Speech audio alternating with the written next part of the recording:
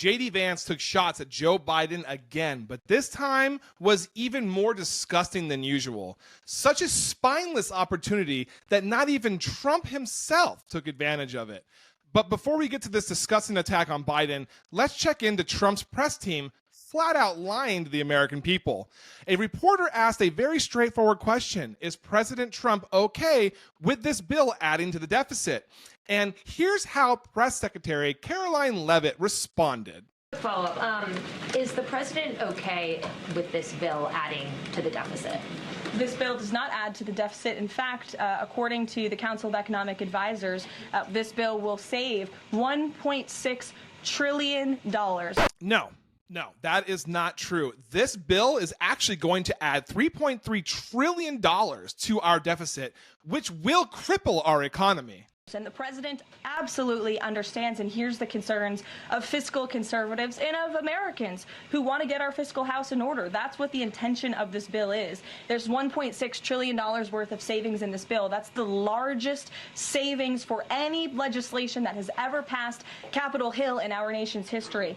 No, it's not. In fact, the largest savings for any legislation that has ever been passed was the Budget Control Act of 2011, or BCA. That stands as the most substantial deficit reduction legislation enacted in U.S. history, achieving approximately $2.1 trillion in savings over a decade. Signed into law by none other than President Barack Obama on August 2nd, 2011. The next bill that even comes close was $800 billion. That's less than half of the savings that we see in the One Big Beautiful Bill. And so the goal of this bill is to produce economic growth, to cut taxes, and to get our fiscal house in order. And this is the right step in the right direction towards doing that.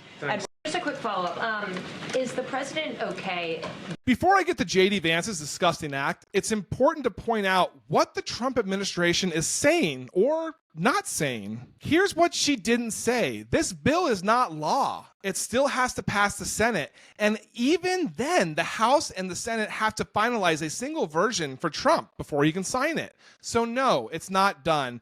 And no, it's not honest calling this the biggest savings in history, because here's the truth. They're counting savings based on the programs that they plan to gut. They're making tax cuts for billionaires permanent, while programs for working families are expiring in a few years. That is not leadership. That's not responsibility. That's economic warfare on the American people.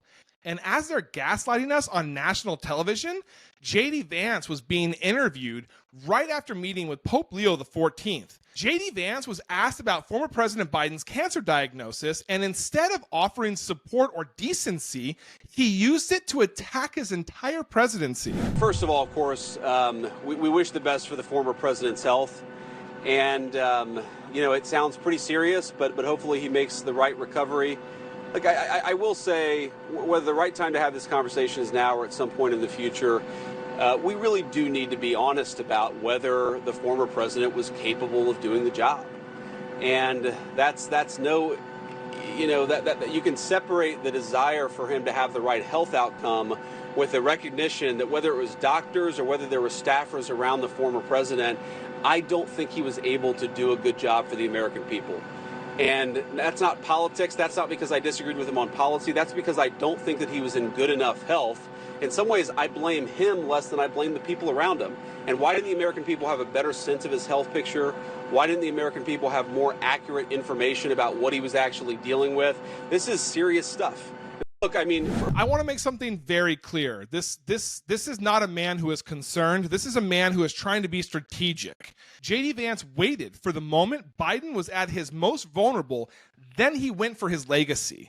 He's not just questioning Biden's current health, he's rewriting his entire presidency, and he's doing it the same day President Biden announced his aggressive condition. Here's the part that Trump and his administration wants you to forget. Okay, so when JD Vance talks about giving the American people an accurate picture, I want you to remember who he stands next to. This isn't about health. This is always about power. Okay, they are using a cancer diagnosis to launch an attack, and they're passing bills that are going to hurt American families and calling it a win. So here's where we are. The White House is lying about a bill that's not even law yet. They're trying to ram through corporate tax cuts while programs for everyday Americans get phased out. And Trump's vice president is telling the country it is okay to tax somebody after they've been knocked down. This is how our country leads right now. And just imagine, we got 3.5 years left of this. But before I end this video, I want to ask you and all of America to do one more thing, and that's to please keep Biden and his family in your hearts, your thoughts, and your prayers. And as always, it has been my absolute pleasure to share a piece of the news with you today. Please come follow me on Instagram. I am posting breaking news and stories that matter 24/7. Until next time, have a wonderful day.